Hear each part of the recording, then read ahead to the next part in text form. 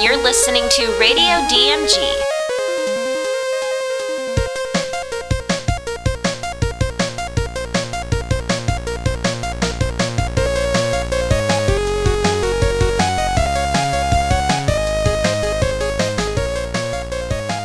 Welcome back to Radio DMG. I'm your host, Philip Wesley, the Mile High Mouth. And if you're listening to this on Radio DMG, good on you for sticking around. Seriously, it's been since October since we've done a new episode, and that's why you're getting 2 interviews instead of 1 interview on this episode. And this will be slightly longer because, well, we're doing things. Right now, if you're watching this on Area DMG, you're seeing me right now talking into a microphone. I've jerry-rigged together this ridiculous-looking setup, and I like it. It looks... it's kind of sick. This is where we're... what I'm doing is I'm making a waving motion with my hands over here over the DVD racks that you'll see in some of our other videos, like the review videos. And I don't know, this kind of actually looks pretty nice, I think. I was looking and doing some test footage, and I was like, well, aside from my terrible looks, because I really do have a face for radio. Yeah, a face for radio. And I've got like this scruffy beard thing going on, right? And it's kind of like, I don't know if you can hear this. Yeah, you can kind of hear that. It's just kind of all scraggly. It's actually gotten kind of soft. I need to shave it, but I just haven't. Maybe what I'll do is I'll be like, instead of doing this, I'll just wear my terrible glasses and then like let my hair get weird. Dye it purple, be like Markiplier or something. Yeah, I'm not going to do that. The way I look at it, I think that hair dye might actually be seeping into the brains of the people who use it and causing them to suddenly be like, oh, I put purple hair dye in my hair, and now I'm a dragon. Oh! Oh! God, people. It's so terrible. Anyways, we're going to do a couple things, actually. We're going to be doing Radio DMG, and this time we've got 2 interviews. 2, not 3, 2. Anywho, 2 interviews. Mike McFarland and Matthew Mercer. One of these is from NDK, or Non-Descon. Descon 2015, and Colorado Anime Fest 2016. So yes, 2 interviews. Quite good stuff. Matthew Mercer was the one who won the little poll that we did at Area DMG. And that means the next person up, next episode, will be Christina V. So yeah, look forward to that. There's news. We will talk about that Pokemon Direct that comes out on Friday. We'll do a video about that. I did want to do a video about the whole Pete's Dragon trailer. I wrote a huge thing on Facebook about it, and I was just like, oh, this is awful, and this is why, and that's a problem. You see, I put together all these scripts, and these scripts go on literally for pages and pages. We were doing Gravity Falls, right? And we're going to do more of those. We're going to do some of these episodes where we're just all like, okay, we're doing episode by episode reviews, but we're going to do some stuff to wrap up season 1 totally and then start on season 2 and then go all the way through it. But we're going to only put out 2 or 3 of those a week, okay? Okay, got that? We're only going to put out 2 or 3 of those a week while we're waiting for stuff like Steven Universe and Adventure Time and other stuff to come back. So, yeah. That is a thing. We will be doing reviews of the Deadly Tower of Monsters. And we're doing a video that we need to work on about 5 reasons why you should buy SteamWorld Heist. We are doing the Gold Thingy Awards this weekend. That'll be a short video where we pass out I'll pass out my top 5 videos from last year. Sorry, not video games. Video games for the mobile devices and the handheld devices and stuff from last year. Pretty much is all 3DS stuff, because the 3DS was the only system, aside from, like, say, Splatoon for the Wii U, where there was something good that came out. I mean, Super Mario Maker's cool and all, but I'll be honest, Stella Glow is fantastic. If you're playing Fire Emblem Fates right now, that's great. We unboxed it. It's a neat little game. But Stella Glow is more polished. It has more production value. It's not censored. And that means a lot to me, you know? I don't like it when people censor my media, okay? I don't like censorship. I want to be able to make up my own mind about a game, okay? I like being given, like, say, a book. I don't want people to be all like, oh, this book is bad, you shouldn't do that. If you can hear a little bit in the background right now, that's because, like, we're in the middle of the living room here, soup sitting on a table, that type of stuff. But yeah, if you're watching this on Area DMG, you probably hear all sorts of things. You see me looking at people or whatnot, and that's kind of disadvantageous. Thank you very much, producer Sarah over here. Woo! Hey, did we get any mail? Coupons. We got coupons. Yay! That we're not cutting any of this because we're just gonna keep going on with what we do, which is this episode of Radio DMG. So what I'm doing right now is, if you're watching on the video, I'm looking straight at you, and I'm telling you about our content that we're coming up with. Like, for example, we are doing the Gold Thingy Awards on Sunday. That's going to be a short video. Pretty much, if you were a fan of, like, okay, if you're a fan of strategy RPGs and you didn't check out Stella Glow or Lord of Magna Made in Heaven or SteamWorld Heist last year, you missed out. There are a ton of games that came out for 3DS last year. We even got crazy indie stuff like The Binding of Isaac Rebirth. That was fantastic. Just all sorts of great stuff. And we'll go over like the top 5 for those. And I actually have categories, which we'll go into a little bit later. But for right now, what we're going to do is we're going to get to the first of the interviews, which is going to be, we're going to do Mike McFarland first on this one. And then we're going to come back for a little bit and then do the Matthew Mercer ones. Matthew Mercer one, because, well, why not? Actually, what you're going to see is you're probably going to see a video drop for this on Area DMG. If you're watching this on Area DMG, and you're just going to hear the music if you're watching it on if you're listening to it on Radio DMG. That's what we do. We're kind of trying to be more full package when it comes to this stuff. And let's be honest, everybody likes the full package, unless you're like some terrible package hating person, and you should probably die. Nah, not really. We don't want any of our viewers to die at all. Maybe. I don't know. People are like, who are we going to destroy next? And some people be like, first, second. You know, that's kind of annoying when you look at Area DMG stuff and people do that. It doesn't really bug me. I just feel that, like, congratulations. I'm happy you're watching the video. Thank you. But I kind of wish you'd ask more questions. Like, come on. Have a better thought. Have a more original thought. You know who you are. I'm not calling you out on, like, being horribly unoriginal, but you are being horribly unoriginal. So, But yeah, let's get down to the first interview and cue it.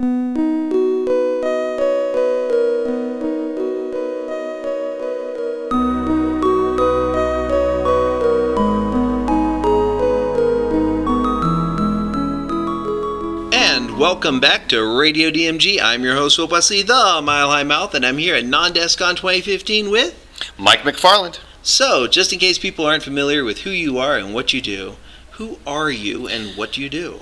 Let's see, as far as the interest of what I'm assuming the audience is, because I could say a lot of things, but I am a voice director, a voice actor, an adaptive scriptwriter.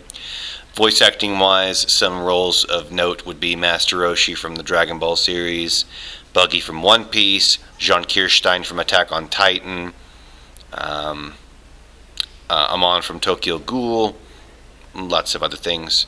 Directing-wise, I was the voice director for Attack on Titan, Full Metal Alchemist Brotherhood, Mushishi, Summer Wars, Wolf Children, Blood Blockade Battlefront, Trinity Blood, Dragon Ball, a bunch of other things, and adaptive scriptwriter for several of those, as well as other shows that I didn't get to work on as much, voice acting or directing wise, like Hellsing Ultimate and some Tenchi Muyo titles.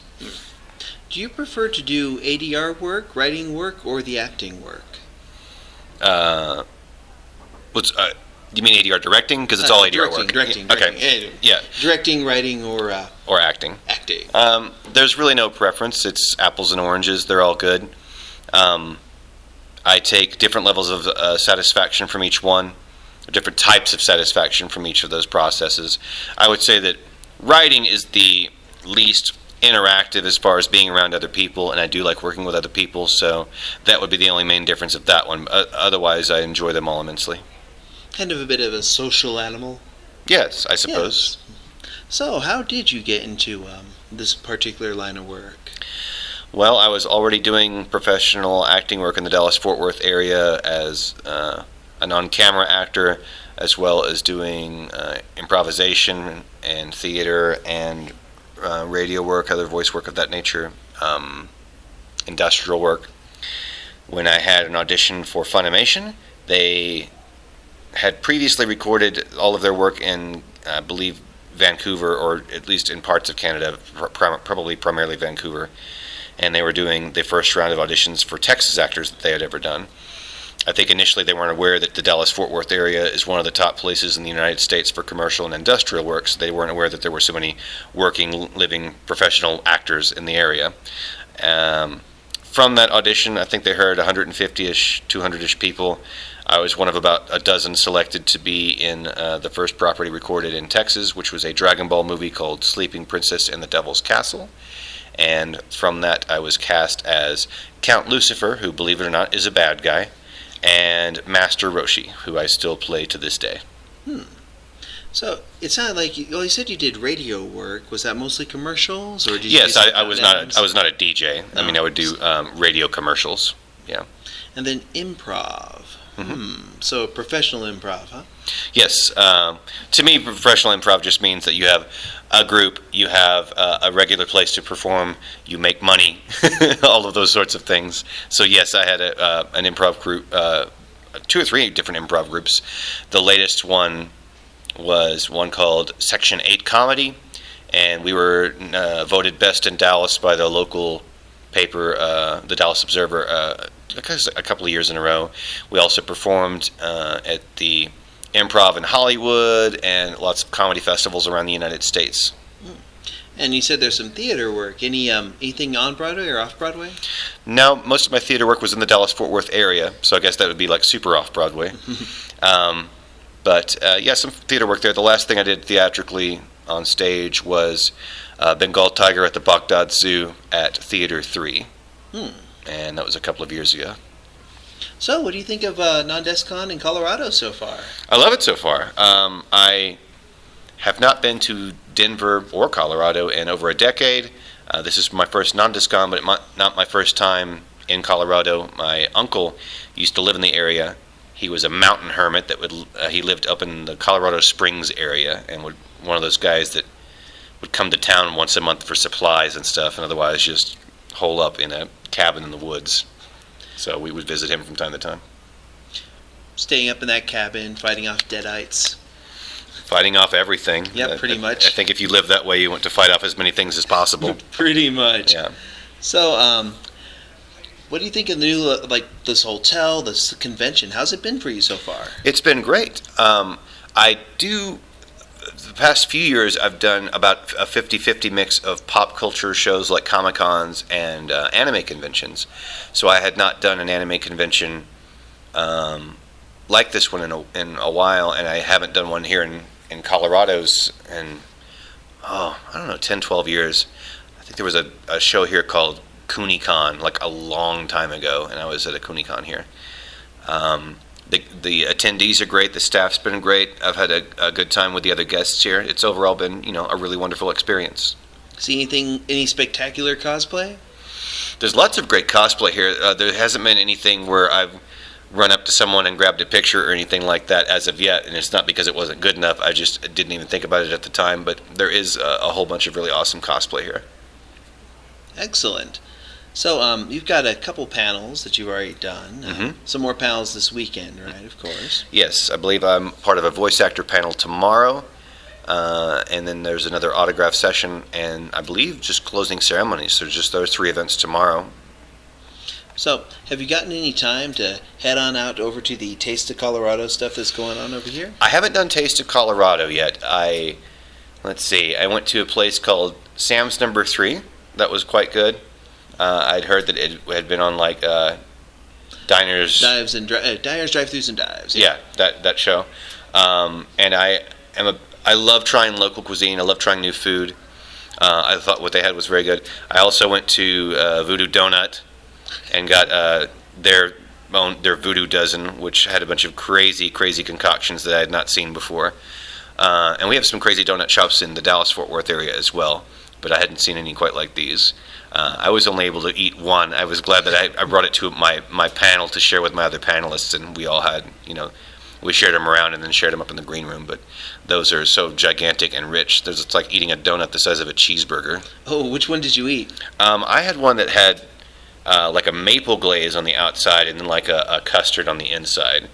And it was super delicious. And I had someone, a local, look over my box of donuts and said, if you're only going to eat one, that's the one that you should get. So I went with her opinion.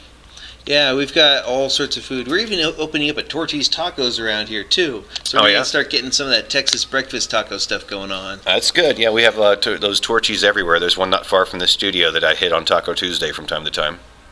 Oh, yeah, they're pretty great. Yeah. But going back to the convention. Sure. There's a lot of energy in these conventions, as you've noticed.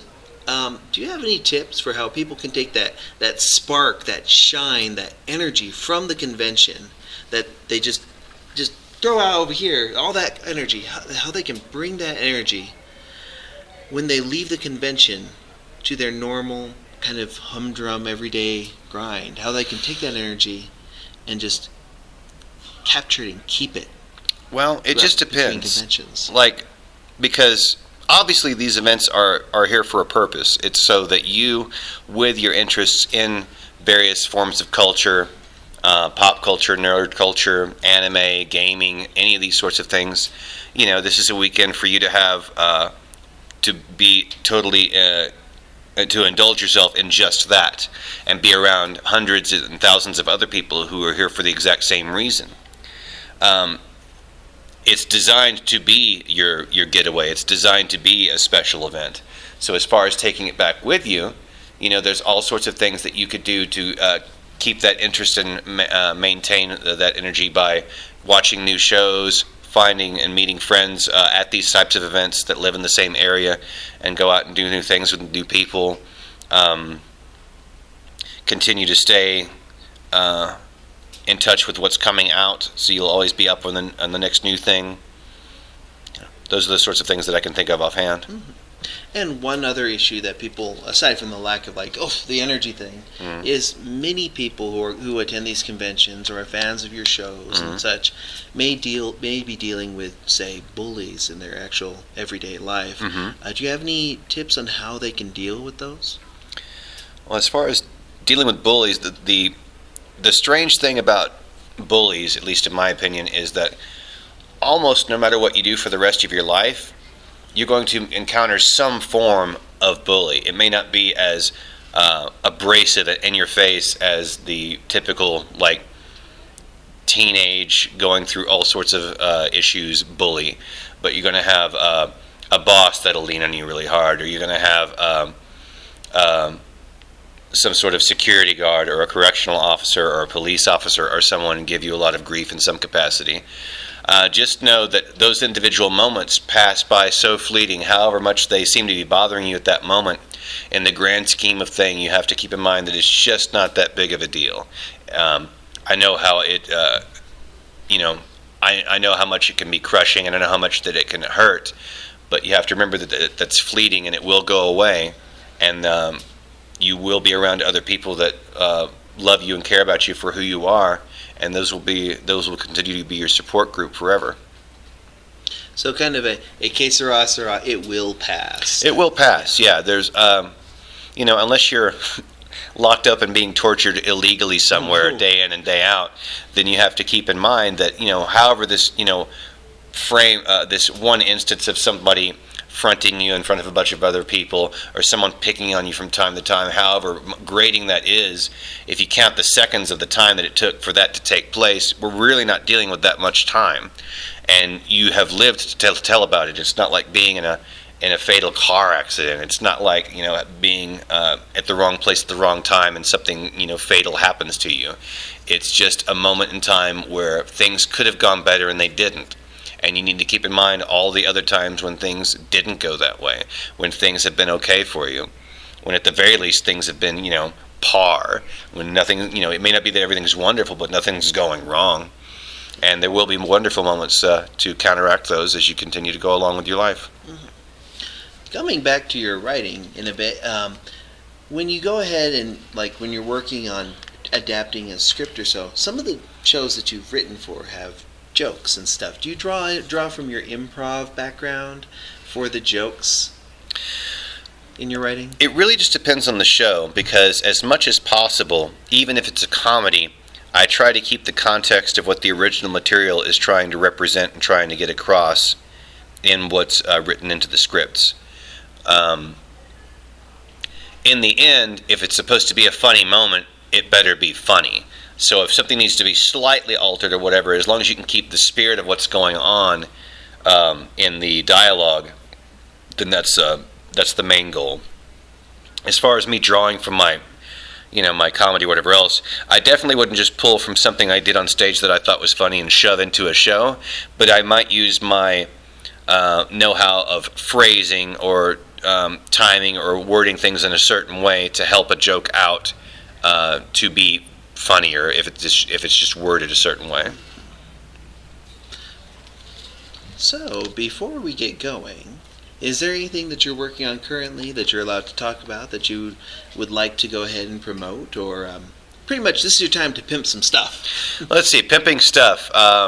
New releases of things that I've been involved with. Hyperdimension Neptunia. We got a lot of the cast from the video game franchise to come and be part of the animation, so that was really cool. There's a new show called Noragami, which just came out. It's a really, really awesome series. Things that I've worked on that have been on Funimation's streaming service that haven't come to home video as far as like Blu-ray or DVD release yet would be Tokyo Ghoul, both seasons, and a cool show called Blood Blockade Battlefront. And those two shows you can catch at Funimation.com on their subscription service, or you could just wait a little bit longer and you'll get a home copy, or you could go out and find one of those when they are released. Excellent. So, looking forward to the rest of the convention? Absolutely. Can't wait. It's going to be pretty awesome. I'm your host, Philip Wesley, the Mile High Mouth. I've been here at Non-Descon 2015 with Mike McFarland. And good night, everyone. You are now caught up.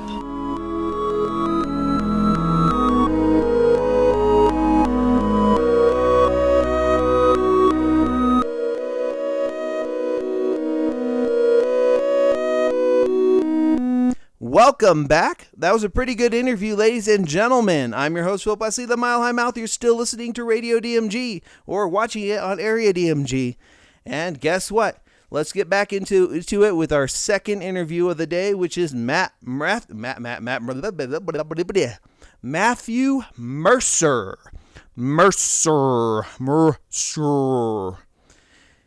Not to be confused with Matt Mercer from, there's some type of horror film director named Matt Mercer. He does like really terrible B-grade movies. And then you have Matthew Mercer, who does something called Critical Role, where he plays D&D games with really terrible B-movie horror creatures, like Felicia Day. I'm winking as hard as I can. No, seriously. He hangs out with like some interesting people and they play D&D. What's funny about it is Matthew Mercer, he gets all sorts of like requests from people who are like, he's one of those people who like, people are like, can you come here and DM our game? Please be our dungeon master. If someone was all like, please be my dungeon master, I'd be like, Okay, then probably show up with like whips and chains, and they're like, no, we meant like Dungeons and Dragons, and I'd be like, ugh. My whole experience with Dungeons and Dragons comes from like I had a bunch of coworkers who would play Dungeons and Dragons, and it was pretty much just an excuse for them to get together and smoke pot. Which, I don't know. Drugs impair my D20 rolls, you know? I'm like, oh yeah, I'm going to roll. Nope. 1, 5, 1. No, this is bad. You know? Don't board game and do drugs. Listen to like music or watch these videos. We have a ton of videos. I don't mind if people are like, I watch these videos. Well, and whatever dank meme they want to talk about. But yeah, we're going to go on to the next video, no, next audio actually. If you're watching this on Area DMG, these parts here where I'm talking are video, and the parts with the interviews are audio only. Now, we do have some video drops which we use for these, and that's awesome. And that's interesting. This is kind of an experiment to see how this goes. Because most of the time, we were just attaching the audio file to a picture and then going with that. With this new format, I'm actually talking to you, and then we're editing this all up in post. Because, why not? Actually, it's like 4 times as much work, even though we've already got a lot of that work done. It's just a lot of work, and I hope you appreciate it. You better, or I will individually come to your houses and be like, knock, knock, knock. Did you appreciate my work on this episode? And you'll be like, it was okay. And then I will kidnap your cat or dog. I will collect all of them. They will be like Pokemon to me. And I will rename them. And it won't be cool names. They'll be like terrible names. I don't know where I'm going with this part here. Let's just get to the video, to the audio interview. See you on the other side of this.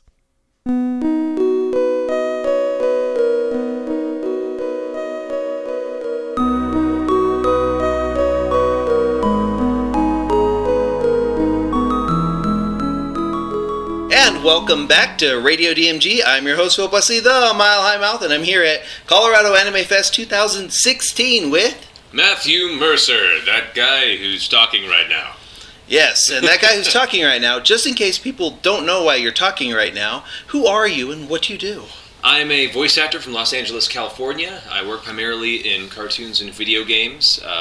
Such examples would be Leon Kennedy in the Resident Evil franchise, Captain Levi in Attack on Titan, Crom in Fire Emblem Awakening, and a bunch of other silly projects here and there. So most people know you as being an assist trophy in Smash Brothers.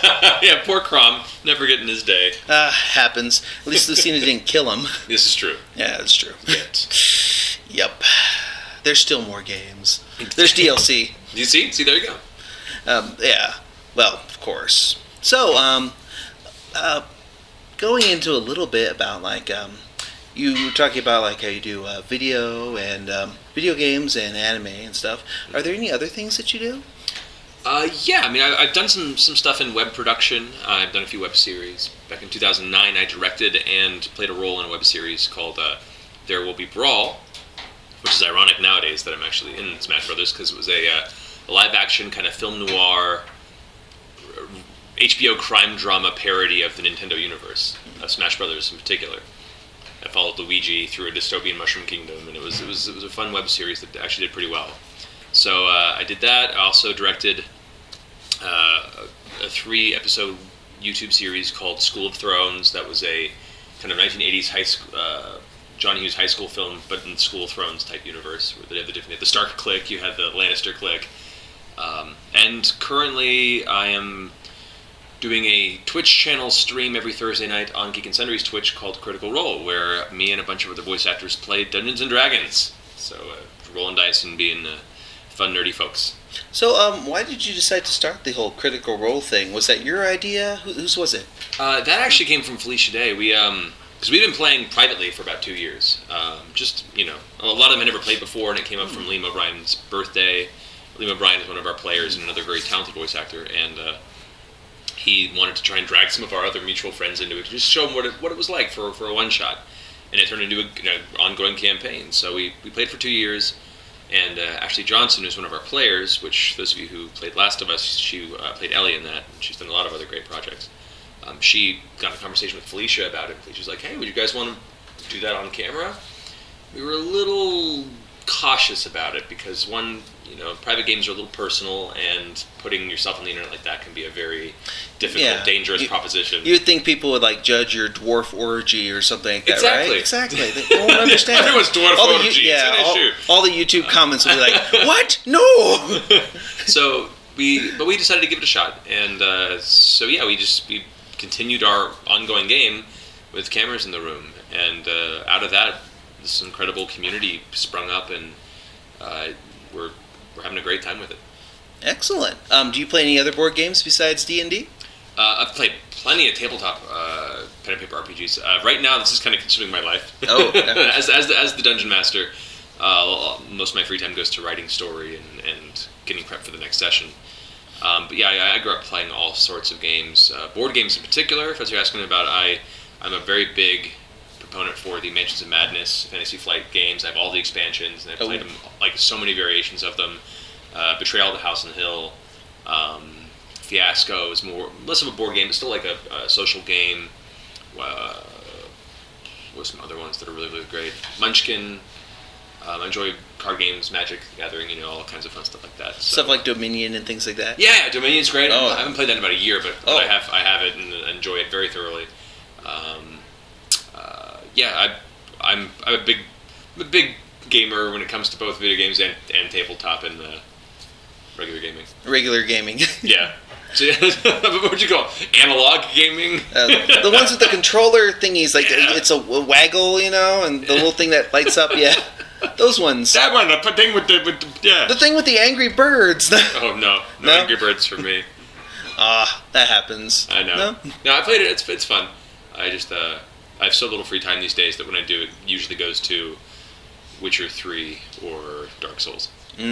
Dark Souls. Oh, yeah. Looking forward to Dark Souls 3? Yes. That's going to be pretty good. I just recently picked up... I have Dark Souls, and I just recently picked up Demon Souls for way cheap at a good... Have you not played Demon Souls before? I hadn't played it before. I played Dark Souls, but not Demon Souls. So you're in for a treat. It's going to be interesting. I might, at some point on our YouTube thing, show that off in a Gaming Bear affiliate or something. You should. It's great. Demon Souls is still probably my favorite of the whole series because it was kind of the first.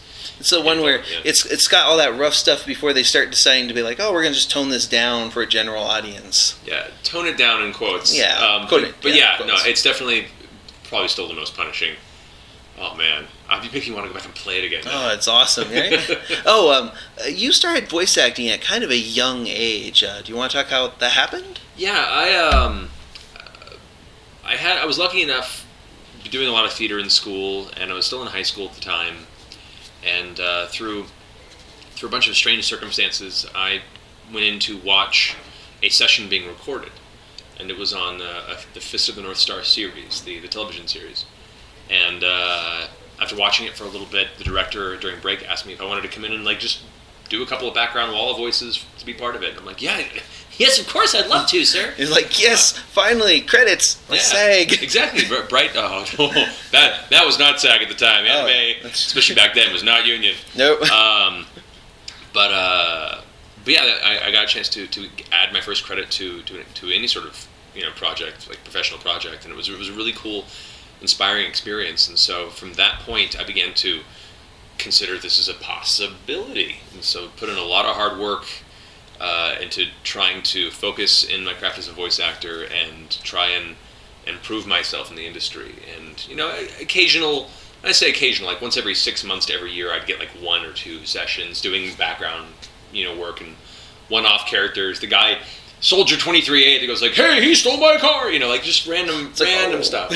But it was enough to keep my palate wanting more, and many years later, I begun to get bigger roles and meet more people in the industry, and realized that if I was going to make a jump for this as a career, now would be the time to do it. And so I quit my day job after saving up a little nest egg. Always got to have that little that $1,000 thing there, live off pork and beans. Like, Oh, live yeah. like no one else, you can live like no one else. That type of thing. Exactly. Yeah. So I had this tiny, tiny little apartment and was eating very, Very cheaply, poorly. very, very poorly, but very, very conservatively, Mm-hmm. and hit it with all I got, and just went to a bunch of workshops and really hit the pavement as hard as I could to try and prove myself as a performer, meet the right people I needed to meet, and try and make a career out of it. And the hard work eventually paid off. It wasn't easy, but it eventually paid off. So you talked a little bit about doing a little bit of theater. Any particular ones that you really liked, or if you didn't have the voice acting thing, would you be in theater now? Yeah, the only thing that keeps me from doing theater still today is free time, because it is a very time-intensive experience, and I miss the stage thoroughly. I love musical theater. By that I mean I love 20% of musical theater. Musical theater is a very... You get a range of quality in there, definitely. You've got your Stephen Sondheim stuff, and then you're in town. Yeah. I love Sondheim, and actually I've done enough Rodgers and Hammerstein to not be a fan of a lot of their work. But like some of my favorite shows, I did perform Jekyll and Hyde back in the day as Jekyll and Hyde. They were still doing the single cast for both parts, which I think is the best way to do it. Yeah, that is really.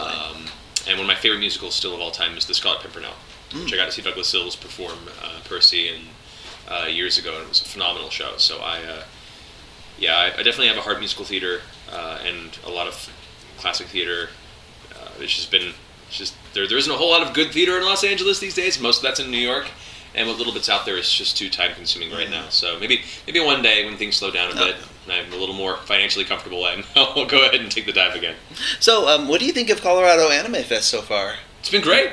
For the time that we've had, it's still starting off for me. But yesterday we had a great autograph signing. I've met a lot of awesome fans. We had some fun discussions, and I'm excited for some of the panels that are coming up today. So we have some really, really fun thematic events to look forward to. And Colorado, I love it here. I haven't been here in a while, and I actually lived for 2 years in Boulder when I was very young, so I have very fond memories of Pearl Street and the Flatirons and a lot of the areas out here. So last night I got to go out and see a little bit of Denver, got to drive around and see some of the nightlife in that vicinity, and it's just a beautiful town. I love it.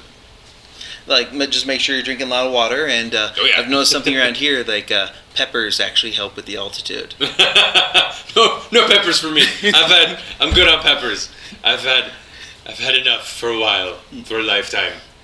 I say that because I'll probably go back and do another video. So are you? Yeah, of course. So are you currently doing anything for say charities or whatnot? Yeah, actually, as one of our big pushes for Critical Role, on top of just playing D&D, is we are raising awareness for a number of smaller end charities, and our community has really risen up and been phenomenal in promoting them. So we continuously support a group called 826 that does after-school tutoring for underprivileged kids or people that can't afford proper tutoring, and help teach creative writing and help children express their creativity from ages 8 to 18. And so we've been supporting them all across the U.S.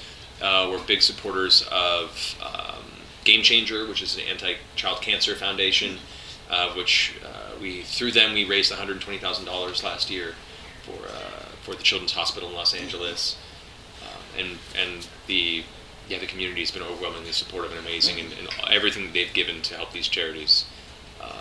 And all of our individual players actually have their own charities too. If you search under Critter's Guide to Critmas on Google, we have a list of all our charities now. All the charities, yeah. And Colorado Anime Fest is also doing one to support ALS. Oh, fantastic! Yes. Okay. One thing I've noticed also about conventions or so, you're saying that's been pretty good. The energy's pretty high and all that. Oh yeah, pretty good. Yeah. One thing I've noticed about a lot of anime conventions is that the people who go to these anime conventions are full of energy, full of life, full of vigor while they're here at the convention.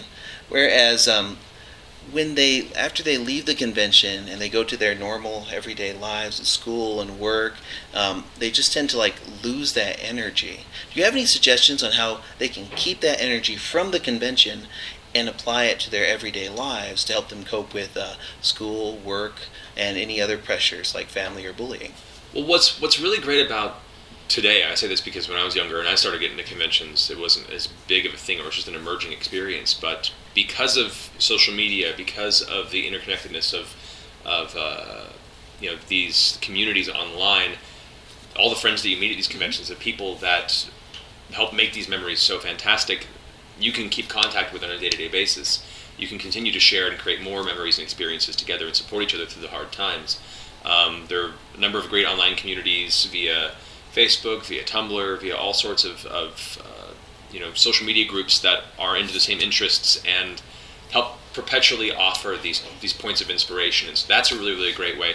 Another is to really understand what I find so phenomenal about these convention experiences is it allows you to be in a space where you can express yourself without any sort of exterior judgment, and everyone else is in that same boat. And I'm a big proponent for radical self-expression. That's a big part of my life. And it's difficult, and when people don't understand it, and when the world outside can be a very judgmental place. But because this community is not just at the convention, it is available throughout the year via these resources. Whenever you start feeling that loneliness, whenever you start feeling that feeling ostracized from the world around you, you can always go back to those people for support and look forward to the next event, or help to incorporate more and more of that convention experience in your life, and even share with your family if they're open to the idea, and if they're a little remiss or don't quite understand this newfangled anime thing or the video games, maybe try and share it with them. Ask as a child, ask as an adult, ask from the perspective you have if they want to go ahead and sit down and try and share with them what it is that inspires you about it as well. And I've seen a lot of kids have gotten their parents into it as well to come to these events as excited as they were. So that's a really cool point of inspiration too. Well, before we go, is there anything else that you'd like to go ahead and promote or pimp out before we go? Critical Role, if you guys want to watch us play D&D, we're every Thursday at 7 p.m. Pacific time on Geek and Sundry's Twitch channel, or you can see past episodes on geekandsundry.com. Also, coming up soon is Fire Emblem Fates releases in a week or two. They announced the cast for that today. Yeah, so I'm in there. Marisha Ray is also here with me at Colorado Anime Fest, and Critical Role is in there. Liam O'Brien's in there. Laura Bailey's in there. We got a lot of familiar faces and voices. I guess I'd say voices in that one in particular.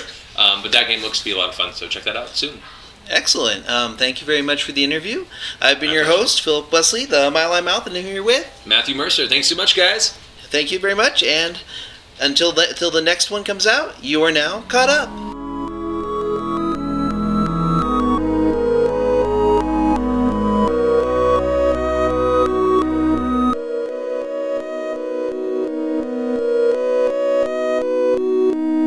Welcome back to Area DMG. I'm your host, Phil Wesley, the Mile High Mouth, and that was our interview with Matt Mercer. I want to thank you for being a part of this weird experiment that we're doing with Area DMG and Radio DMG, where the Radio DMG stuff and the Area DMG stuff are like, okay, if you can watch the Area DMG stuff and actually watch me talking to you, or you can listen to us via Radio DMG. I don't know, it's some Brave New World thing. I'm like, it's like, what was that guy's name? Something Huxley? Yeah. It's a Huxley Brave New World here. We're part of the, I don't know. I'm not really sure where I was going with that. But I want to thank you for listening to the episode or watching the episode, particularly if you're watching the episode, because we monetize these episodes on YouTube. So watch the episode all the way through. Tell me what your favorite stuff was. There should be comments below. Actually, there's comments below on the Radio DMG stuff. And I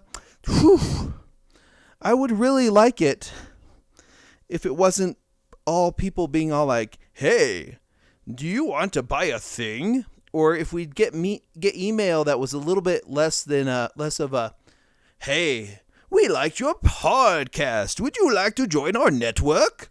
No, I'm not going to join your network. Leave me alone. No. Like, I get this stuff in the stuff in the email, right? I get like 3 or 4 of these a week where they're like, hey, will you join our MCN, our multi-channel network? And I'm like, no. Most of these sound terrible. There's one where it's like TGN or something like that, right? And they sent me a thing, and I'm like, okay, let me click and see who's on here. They're like, we get over 1 billion views a month. Woo! I was like, okay, you have one channel with 1 million subscribers. And then your second largest channel is 300,000 subscribers. And then almost everyone on there is about like 1,200, 1,400 subscribers. You're using the benefit of having one channel that's big, and who even knows that that's correct, because that particular channel had over 1 million subscribers, but if you look at the videos maybe get like 500, 600 views. And if you have over 1 million subscribers and you're getting 500, 600 views on your YouTube stuff, those aren't real subscribers. I mean, I can understand when some videos do better than others, right? Like, for example, some of the stuff we do with animation reviews or the little photo stream stuff doesn't perform as well as stuff we do that's video game related. And actually, I would say a lot of our stuff is actually video game related if you think about it. I mean, there's Gravity Falls. There's a Gravity Falls game. There's a Adventure Time game. These all have huge ties to video games, okay? Almost everything there is related to video games in some way. Maybe there's a little bit that isn't, because we do some news coverage or we do some rants about things that aren't really video game related, but that's what we do. This is a full entertainment package. We're all about putting the full package in you. Your mind. In your mind. In your mind. Yes. Anywho, we'll be doing something for that Pokemon Direct that's coming out on Friday. Looking forward to that. It's going to be like 5 minutes though, so might not be like 3DS stuff. Might just be like, hey, here is a new game. Here are the new bundles and stuff. I don't think we're going to get a trailer for like Pokemon Z. Although, one thing I've always thought was kind of amusing is that there's Pokemon XY and Pokemon Z out in Japan. In Japan, the current season of Pokemon is Pokemon XY and Z. And they've been spending a ton of time on this animated show dealing with like Zygarde or something, the huge slug-looking Pokemon that turns into a Pacific Rim creature. And I was like,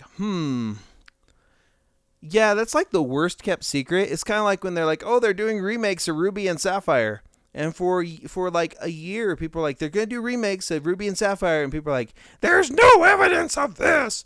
Kind of like how there's actually, we're expecting them to do another Nintendo Direct sometime next month.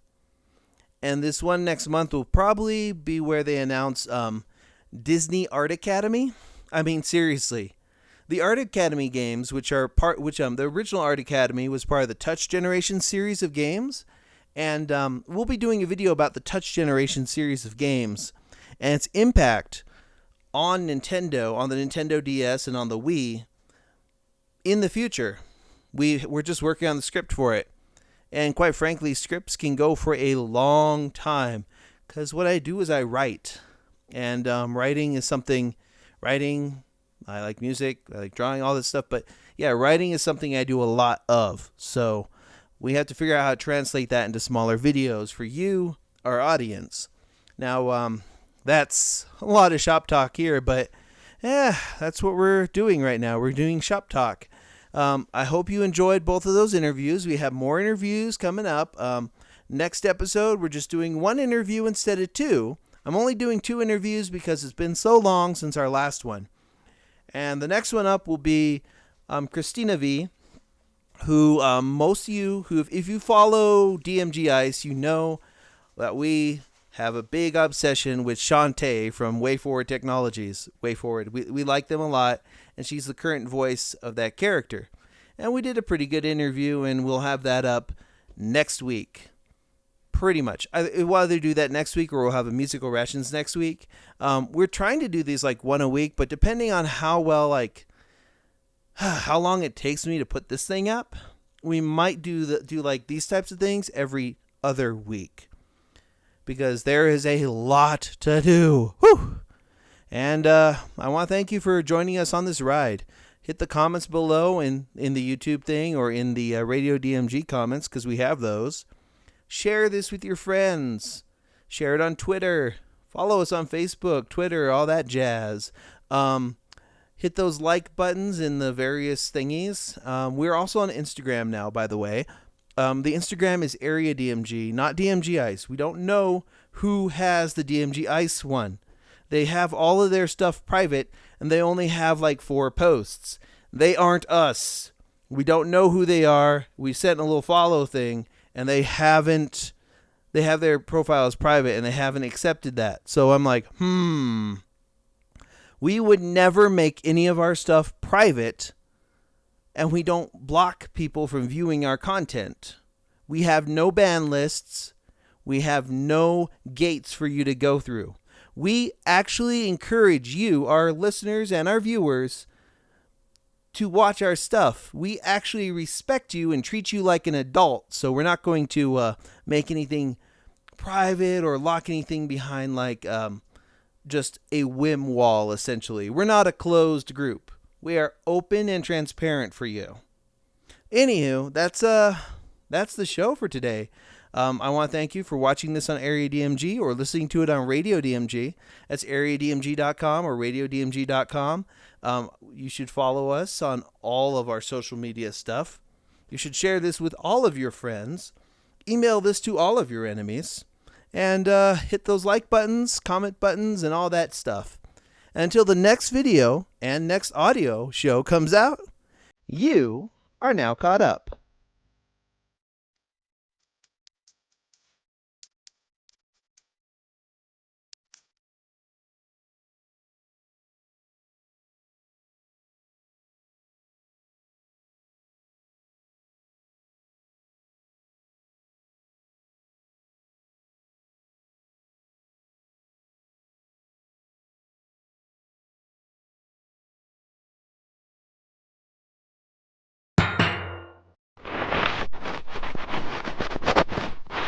It's just like beard stuff. Morning, Maya.